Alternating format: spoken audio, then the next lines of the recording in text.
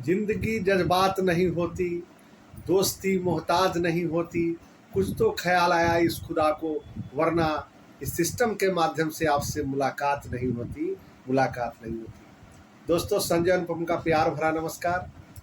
Lead life के व्यक्तित्व विकास कार्यक्रम में आपका स्वागत है। आज बिग थिंकिंग थ्योरी के अंतर्गत मैं बड़ा ही शानदार और जानदार टॉपिक पर बात करना चाहूँगा। वो टॉपिक है भाषण देने की कला कैसे विकसित करें। भाषण देने की जो कला है वो कैसे हम विकसित करें, इस टॉपिक पर मैं आपसे बात करूंगा। और बड़ा ही मज़ेदार टॉपिक है और जीवन में इस टॉपिक की बहुत ही ज़रूरत पड़ती है। यह सिद्धांत आपको बहुत ही मददगार साबित होगा। दोस्तों, भाषण देने की कला चुटकी में आप समझ सकते हैं और बिग थिंकिंग थ्योरी के माध्यम से इसे मात्र 2 स्टेप बताए गए हैं।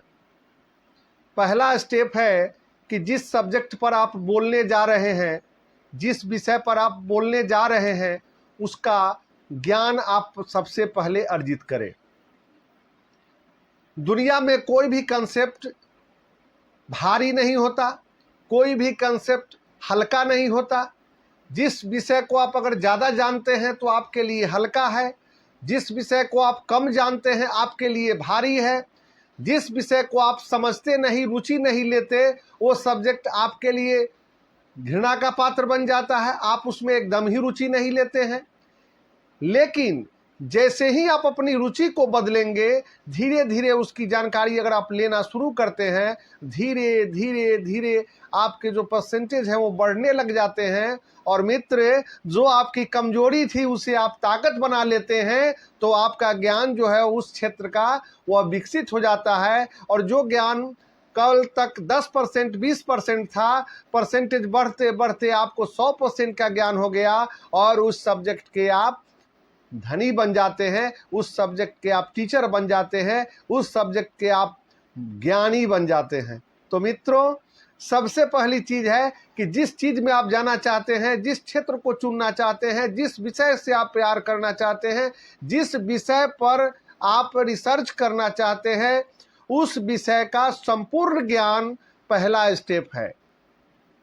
उस विषय के बारे में रुचि पैदा करें, तब आप उसका ज्ञान अर्जित करें। और उस ज्ञान जैसे ही आपके पास अर्जन हो जाएगा तो आपके पास एक औजार आपका मजबूत हो जाएगा।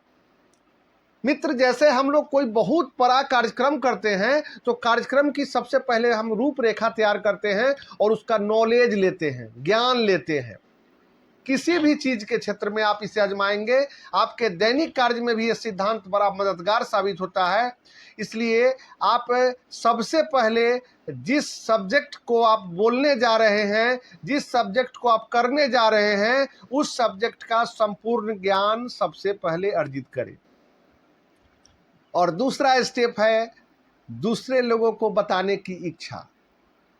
क्योंकि अगर आप बोलने की कला विकसित कर रहे हैं, भाषण देने की कला विकसित कर रहे हैं, तो आपके पास यह दृढ़ इच्छा होनी चाहिए कि मैं कुछ बोलूं, दूसरे लोगों को कुछ बताऊं। तो इसके प्रति जब आपके पास इच्छा नहीं आएगी, तब तक आपके अंदर वो ताकत भी नहीं आएगी जिससे आप लोगों को कन्विंस कर सकें। क्योंकि मित्र, यह जाने कि आपका आभा मंडल जो होता है वो बहुत प्रभाव डालता है आपके दैनिक कार्यों में। आप आज जैसे हैं वो मायने नहीं रखता, आप कैसे बनना चाहते हैं बहुत बड़ा मायने रखता है। क्योंकि दुनिया में कोई भी कंसेप्ट, कोई भी व्यक्ति, कोई भी चमकता हुआ सितारा, कोई भी व्यक्ति कहीं भी किसी क्षेत्र में, चाहे उद्योग का क्षेत्र हो, चाहे राजनीति का क्षेत्र हो, चाहे पढ़ाने का क्षेत्र हो, चाहे जो भी क्षेत्र हो, मित्र एक बात याद रखेंगे कि आपका वो जो क्षेत्र है वह क्षेत्र एक दिन में तैयार नहीं हुआ है, वह क्षेत्र जो है एक दिन में विकसित नहीं हुआ है। क्योंकि वह क्षेत्र बनाने में एक एक परसेंट बढ़ाते बढ़ाते, ज्ञान अर्जित करते करते उस क्षेत्र के पारंगत बन जाते हैं। तो मित्र, मैं कहना चाहूँगा कि जीवन में सबसे पहला स्टेप अपनावे कि पूरा का पूरा ज्ञान अर्जित करें, संपूर्ण ज्ञान पहले उस सब्जेक्ट का ले। और दूसरी चीज़ है कि बताने की उत्कृष्ट इच्छा हम पैदा करें। जब आपके अंदर इच्छा आती है तो आप जैसे ही करेंगे तो आपके पास सीखने की कला विकसित होने लग जाएगी। और जब उत्कृष्ट इच्छा जब होती है तो उसको मजबूत करने के लिए आपके अंदर सपने भी आने लग जाएंगे। और अब जब आप खुले आंखों से सपने को देखते हैं तो आपका साकार होकर रहेगा, इसकी 101% गारंटी है। देखिए, लोगों के साथ जब आप बातचीत करते हैं तो आपके अंदर एक कला जरूर होनी चाहिए, वो कला है पुल बांधने की कला। अब आप कहेंगे पुल शब्द कहाँ से आ गया? तो मित्र, पुल जैसे हम लोग एक नदी के उस किनारे से इस किनारा आना चाहते हैं तो एक पुल की आवश्यकता होती है, ठीक उसी प्रकार आपको बातें करने के लिए भी एक पुल की आवश्यकता होती है। अगर आप पुल बनाकर बात करते हैं तो आप एक अच्छे वक्ता बन जाते हैं, अच्छे भाषण देने की कला आप में विकसित हो जाती है। बड़ा ही संक्षिप्त और शॉर्ट मजेदार टॉपिक था मित्र। मैं चाहूँगा इसे जरूर ही लाइक, शेयर, सब्सक्राइब जरूर करें। कोई भी आपकी प्रतिक्रिया हो तो कमेंट बॉक्स में दें। और बस आज के लिए इतना ही। नमस्कार।